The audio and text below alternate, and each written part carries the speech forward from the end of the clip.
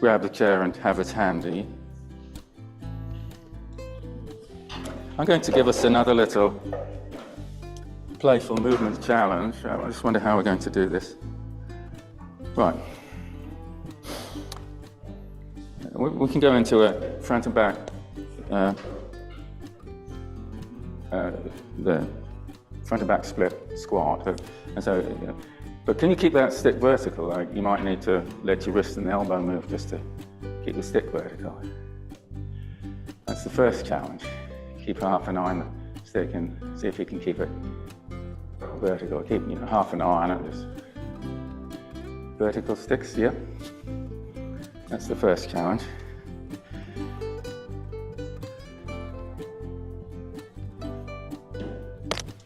We'll change the other side. So there we go. So the lined up like a triangle here, like that's not a triangle, that's a triangle. Stick side foot back. So keep the stick vertical. If you really want to show off, you'll go all the way down or whatever, manage you like. Oh, that's interesting. But the stick staying vertical.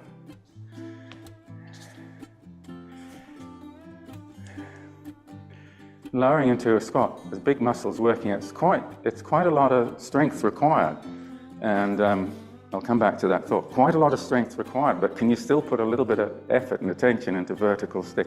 And yes, you could. Next challenge, go back to the other side. Stick side legs back. Get the sticks directly in front of you. Get the feel of holding that ball in one spot. And can you feel your shoulder joints moving and maybe elbows moving a bit? You get the feel of what it's like to have that ball in one spot. And you probably will feel your shoulder moving. So when you take the stick, all right, there we go. Take the ball up about 3 inches. Because now when you go down, stick out the side, ball stays up. Clockwork.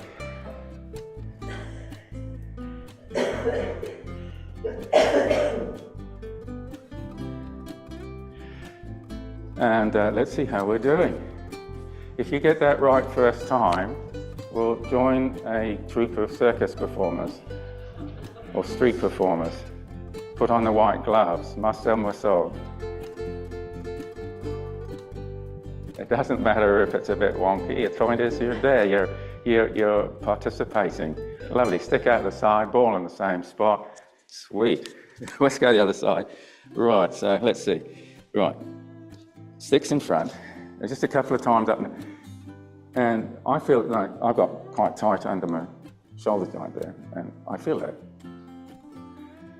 All right, so, okay, so we're ready. So the stick's 3 inches above. Keep the ball in the same spot and send the stick out the side as you go down. I don't know how well I'm doing with this. Yeah, I mean, if you keep the eye on the ball, as you go down, it looks like the ball's actually rising up, levitating up.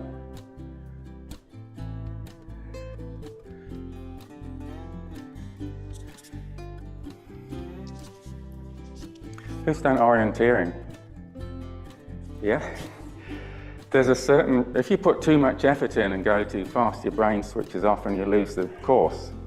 And it's the same with this. If you get too much effort, you'll go, oh, so there's just the sweet spot where you're running efficiently. And I mean, marathon runners tune this down to such a fine art, they don't even know they're doing it. Just a sweet spot. If you go 1% faster, you lose efficiency and you lose the race, like you might be 30 seconds behind at the end of the marathon. So there's that little sweet spot, a fraction less effort, a fraction less hurry, and you end up getting a lot more done. Yeah, so great job. Right, first it's hard and then it's easy. Now, just because it's fun and everyone knows how to ride a horse, don't they? So you imagine you're on a thoroughbred horse, you're out training the thoroughbred horse ready for the race on Saturday. Well, your heels are off the ground and, short stirrup, because that's how they, on thoroughbreds. So when you stand up, you got your little riding crop, it just got a bit bigger. We'll just come on up. And so you can, so just take your legs and not touching the chair to start with. I want you to bottom back and you're countering. Well, I've never heard a Pilates instructor use that as a yeah, countering, right? So it's just aerobic workout, run up the track, 3 or 4 minutes, and then walk from that a lap, and then and so it's just a routine training day, but it's a beautiful, dewy, late spring morning, and it's going to be quite warm later on. That's beautiful. It's beautiful out there. All right, so supposing we come down now, we just sort of have a stretch out. I've got the stick down there. Come on up. Change out and put the stick in. Just come up and just feel a little stretch in you. So we're doing wonderful foot and ankle work. Did you find your toes were curling in and engaging when you did? They probably were, aren't they? So they're curling in a bit. You probably did feel them curling in, I don't know, did they? So in general life, we're just walking flat areas, going up in lifts, hopping in cars. We never really use our toe curl and foot grip. And feet have lost a lot of their agility in our society. So a little bit of front of hip maintenance now. Let's see. I'm just going to have that over doubled. And to start with, we've got the Sir Galahad stretch. Chair side, leg back. Chair side, leg back. And I really feel like I'm celebrating my wriggly toes today. You can see my wriggly toes moving. Thanks, Barbara. Well done. And pushing the left side, right side. Just let it squirm and worm like a fidgeting kid. Keeping the body vertical right from pubic bone to your collarbone. Just send yourself forward. And yeah. And so, I don't know, do I get, the back's helping a bit. There's a 45-degree angle on that leg, like the back's adding into that a bit too. Just, there we go. And so we'll come forward again and just, it's almost like you're hanging your hips off your chest there. And come back. Now, we'll go forward just the same again, but the breathing, a balloon-like breath into the abdomen and the lower 4 ribs each side. As your breath peaks out, relax your neck. You might hold the breath with a relaxed neck just to check you can, and then you breathe out. So that's the default breathing, it's a balloon-like breath. And you're relaxing your neck as your breath peaks out. Now, whether you hold the breath for 3 or 4 seconds to check that your neck's staying relaxed, or you just peak out and come out and breathe in, breathe out, that's the basic style. Every time you're breathing in towards the peak of the breath, open your throat and relax your neck. And that's the basic breathing style. And it's a bit like the orienteering. You might need to slow down just a fraction to get in touch with the breathe in and relax the neck.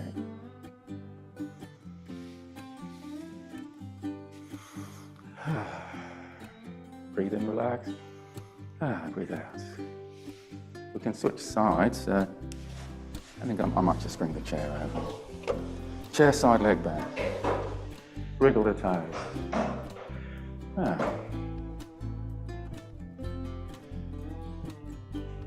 So as soon as we're moving in an exercise, there's a bit of, often there's a stretch, there's a mobilize, there's a strength.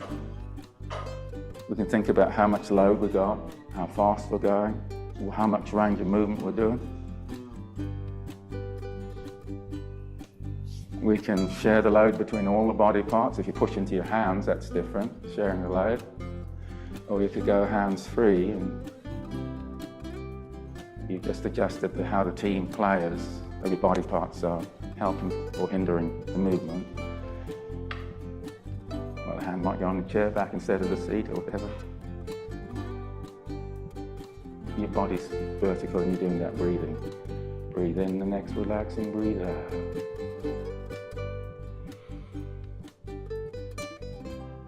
There's a magical sense of calm that can radiate through your body when you breathe in, relax your neck, breathe out.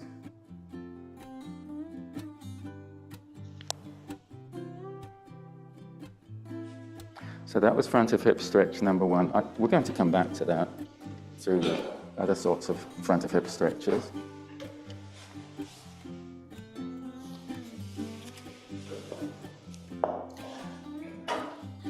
We'll make the tummy muscles work, and here's how. The toes are tucked under, all fours, the knees are off the ground.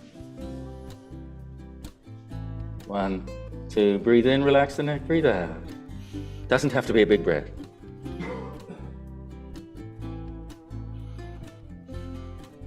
So we bring the knees down, and you can just place the hands one over each other behind you, and you lean back a little, and you load your quads.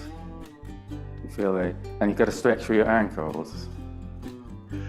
And you take a yawny breath. That's another way of saying breathe and relax your neck. Take a yawny breath and lean back. It might be 3 times, 4 times. Okay, now back to knees lifted. All right, so now take yourself and just send your body over to the left a little. Your whole body, your hips and your shoulders too, if you can take that load. And to the right and to the left. It's like you're steering a dos chevaux and it leans over on the corners.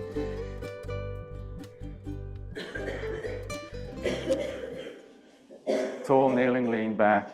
The beauty with lean back, you can choose the boundary of the movement. You could take it a long way back, or just a little bit's fine. And have you got the good postured, lengthening, relaxing? It's quite a challenge, I find, putting hands behind the back here. It sort of would be easier if they were out in front. If you have them out in front, you can probably see what I mean. All right, third time, last time. Knees up. This time go forward a little bit, back a little bit. And if you had a surfboard on your back, could you keep it horizontal? That's pretty mean, isn't it? I think, there's work happening that the two exercises together are sort of working the same muscles in different ways. Because if you go back, the tummy's working just to hold that.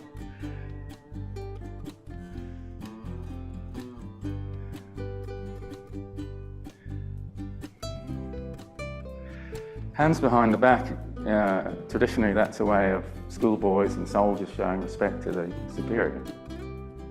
I think so. I wonder why that is, because it sort of looks like prisoners with their hands cut. Oh, I can't do you any harm because my hands aren't in use at the moment. All right, so we're moving smoothly but briskly. Like, we're not hurried, but we're not going slow either. Pilates 100 in that leg configuration there.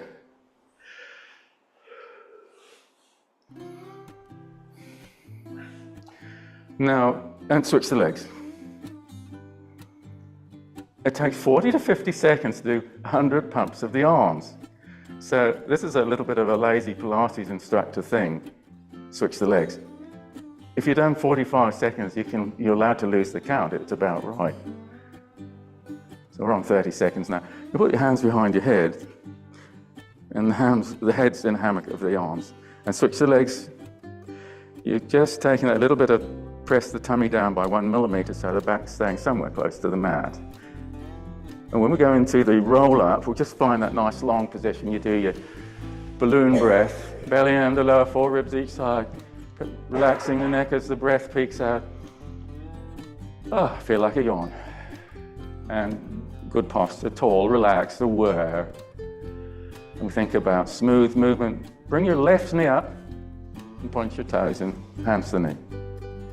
And if you point your toes and gently press the shin forward, just sail on forward and reach over the toes. Imagine rolling over a barrel, the back ribs are lifting. Feel that? Barrel, back ribs. We'll just go straight back, nice and smooth. So anticipatory thought is, well, I'll be reaching for the other knee the next time. A breath, the lower 4 ribs expand sideways. And point your toes and sail on forward. Can you feel your back of your neck in the back ribs lifting? And you can take that same style of breath, but now it balloons into the back ribs and down we go. Take a breath. As you peak your breath, relax your neck. That's the knee and away we go.